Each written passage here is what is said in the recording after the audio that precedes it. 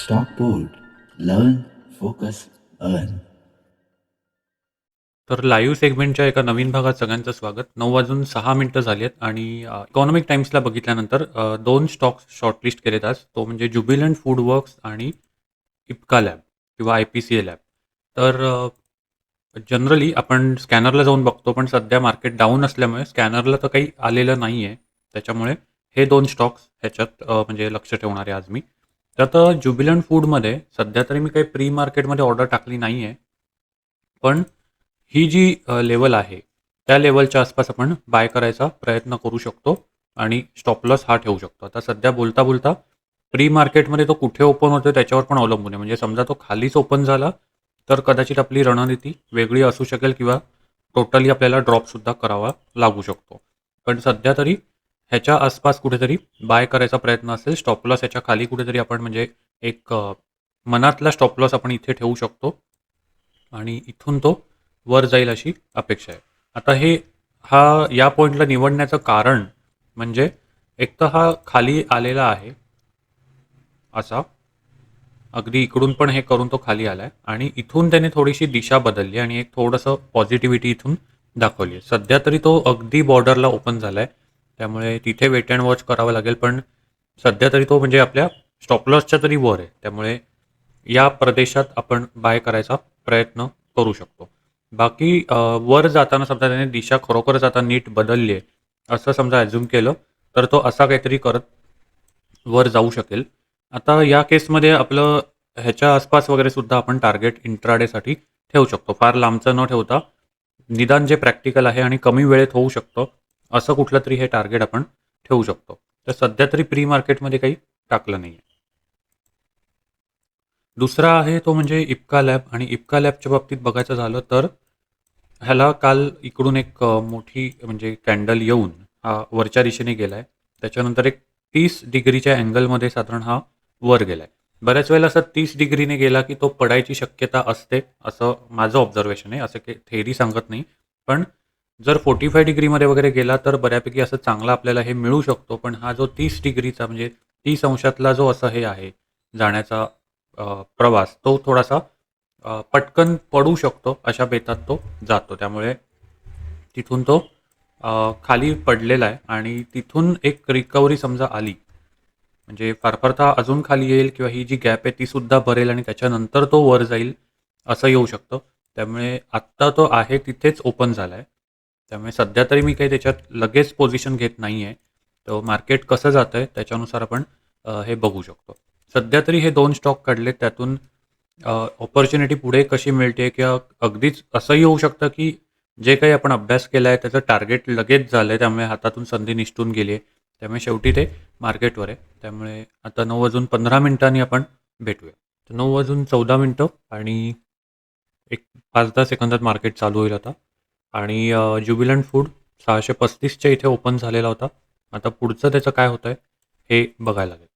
तर सध्या तरी आपल्या स्टॉप लॉस पॉईंटच्याही खाली तो गेलेला दिसतोय. त्यामुळे तिथून जोपर्यंत एखादी रिकव्हरी येत नाही तोपर्यंत तरी आपण काही बाय करणार नाही आहोत. त्यामुळे ती कॅन्डल जी आहे ती 1 मिनिटाची अ, तयार झाली पाहिजे किंवा पूर्ण झाली पाहिजे आणि मग आपण विचार करूया.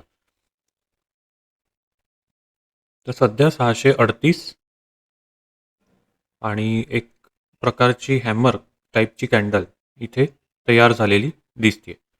तर आता अगदीच हे न करता म्हणजे अगदीच या पॉईंटला बाय न करता थोडंसं 637च्या आसपास मी बायला ठेवतो.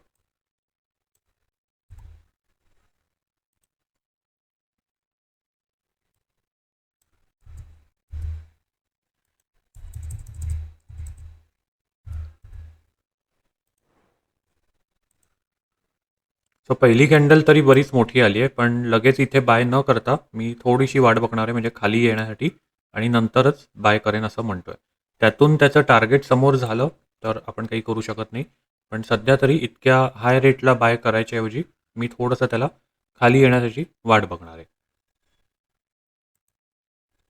दुसरीकडे इप्का लॅबसुद्धा खाली गेलेला आहे. सध्या मार्केटमध्ये बऱ्यापैकी मंदी चालू आहे, त्याच्यामुळे सध्या तरी ओव्हरऑल हे असं दिसतंय चित्र. त्यामुळे इकडे सध्या वर जाण्याचे तरी संकेत अगदी लगेच नाही आहेत. कारण ह्याची जी खालची गॅप वगैरे आहे ती सुद्धा तो भरायचा प्रयत्न करू शकेल. त्यामुळे इथे मी सध्या एक लाईन ओढून ठेवतो, की एक आपल्याला रेफरन्स लाईनसाठी आहे. ज्युबिलंट फूडमध्ये पण 638ला तो आला. अजूनही आपले काही बाय झाले नाही आहेत. 37च्या आसपास बाय करायला ठेवले होते. तर आहे त्या रेटला सुद्धा आपण आता बाय करू शकतो म्हणायला गेलं तर. झाले बाय. आणि आपलं जे काही आपण टार्गेट ठेवलं होतं इकडचं, तर ते आपल्याला एक ऑर्डर ठेवणं आवश्यक आहे 645च्या आसपास.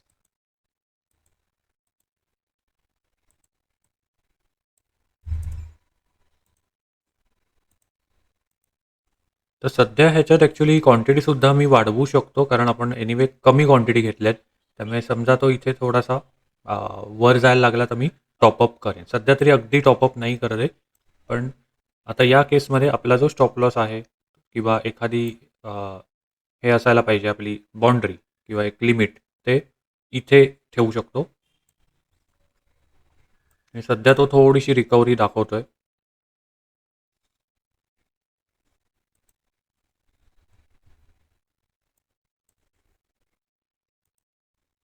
सो ही ॲक्च्युली पहिली कॅन्डल फार मोठी आल्यामुळे या बाकीच्या ज्या कॅन्डल आहेत त्या छोट्या आहेत आणि त्यांना इनसाइड बार कॅन्डल असंही म्हटलं जातं. आणि त्याच्यामुळे बऱ्याच वेळेला ह्याच्यात होतं काय, की वरची जी लाईन आहे किंवा म्हणजे ही जी कॅन्डल त्याचा हाय आणि लो या हे सगळ्यांच्या मध्ये त्या कॅन्डल्स अडकल्यामुळे त्याला त्या स्टॉकला दिशा सापडत नाही. आणि बऱ्याच वेळेला एकदा इकडून तो वर गेला की त्याला दिशा सापडू शकते. त्यामुळे सध्या तरी आपल्याला थोडंसं इनडिसिजिव्ह म्हणजे संभ्रमावस्था त्याच्यात आहे की तो नक्की कुठे जाईल. त्यामुळे आपण क्वांटिटी कमी घेतल्यात आणि पुढे काय होतंय अपडेट करत राहीन.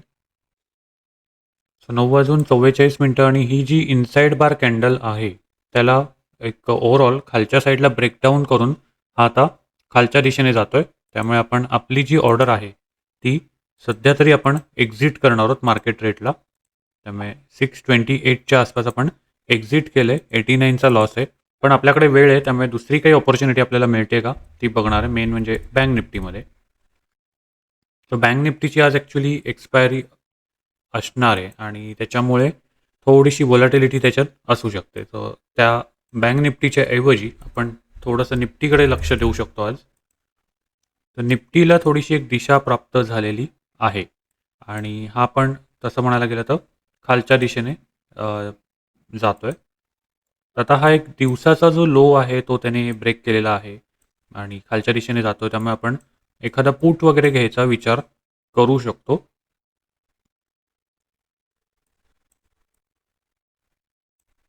तर आता सध्या रेट जो चालू आहे तो 740 किंवा 750च्या आसपास आहे. तर अगदी लगेच न घेता आपण इकडे येऊन तो काय म्हणजे प्राईस ॲक्शन करतोय त्याच्यावर आपण लक्ष देणार आहोत. तर सध्या तरी थोडीशी रिकव्हरी आहे, पण त्याचा ओव्हरऑल सपोर्ट ब्रेक केल्यामुळे डाऊन साईडला तो जाऊ शकतो. त्यामुळे आपण सध्या तरी लगेच अगदी ट्रेड घेणार नाही आहोत. त्यातून अगदीच ह्याने हा जर लो ब्रेक केला तर आपण काहीतरी विचार करू शकतो. सो मी एक 723-750च्या आसपास एक लेवल पुटची काढून ठेवतो. लो ब्रेक झाला आहे, आपण डायरेक्टली एंटर करू शकतो मार्केट रेटला. सो 115च्या आसपास आपण बाय केलेलं आहे आणि टार्गेट आपण 128च्या आसपास ठेवू शकतो. सो 128 बुक झालंय, कारण डायरेक्टली तो पडला असेल, कारण त्याने सपोर्ट ब्रेक केला होता आणि इथे दोन दोजी सारख्या कॅन्डल करून त्याने डायरेक्टली पडलेला आहे. त्यामुळे आपण आपलं प्रॉफिट बुक केलं आणि ओव्हरऑल 231च्या आसपास overall end of the day positively बंद केलं आहे. तर हा अगदी छोटा ट्रेड होता निफ्टीचा बघायचं झालं तर. आणि आपण एक 2-3 मिनिटात बाहेर पडलेलो होतो आणि हा जो मगासचा लॉस होता तो पण रिकवर केला. त्यामुळे 10 वाजण्याच्या आधीच आपलं जे काही डेली टार्गेट असंच ठेवलं होतं एक ₹200च्या आसपास ते झालेलं आहे. मार्केट तसं बरंच व्होलॅटाईल आहे, त्यामुळे ह्याच्यात ओव्हरऑल अपडाऊन्स होत राहणार आहेत आणि ते चालूच राहतील जसं मार्केट इकडे तिकडे होतं आहे. तर हे होतं आजचं लाईव्ह सेगमेंट आणि ह्याच्यात आपण बघितलं की लॉस झाल्यानंतरसुद्धा निफ्टीमधून आपण तो लॉस रिकवर केलेला आहे. तर तो जो ट्रेड घेतला आपण तो एकदम पटापट घेतला आणि त्याच्यामुळे आपल्याला तिथे पुट कसा घेतला किंवा का घेतला हे सांगायला तेवढा वेळ मिळाला नाही. तर बऱ्याच वेळेला आपल्याला माहिती असेल की मार्केट जेव्हा खाली जाणार असतं, तेव्हा पुट ऑप्शन खरेदी केला जातो आणि बरोबर तो मार्केटच्या विरुद्ध चालतो. त्यामुळे जेव्हा मार्केट पडतं, तेव्हा आपण पुट ऑप्शन बाय करून पैसे कमवू शकतो. म्हणजे पडत्या मार्केटमध्ये सुद्धा आपण पैसे कमवू शकतो. तर हा एक छोटासा एक्झिक्युशनचा ट्रेड होता. जेव्हा पॉसिबल होईल तेव्हा आम्ही नवीन लाईव्ह सेगमेंट घेऊनच येऊ. त्यामुळे व्हिडिओ आवडला असेल तर लाईक करा, शेअर करा, सबस्क्राईब करा. आपण भेटूया एका नवीन व्हिडिओसह. Stockport. Learn, focus, earn.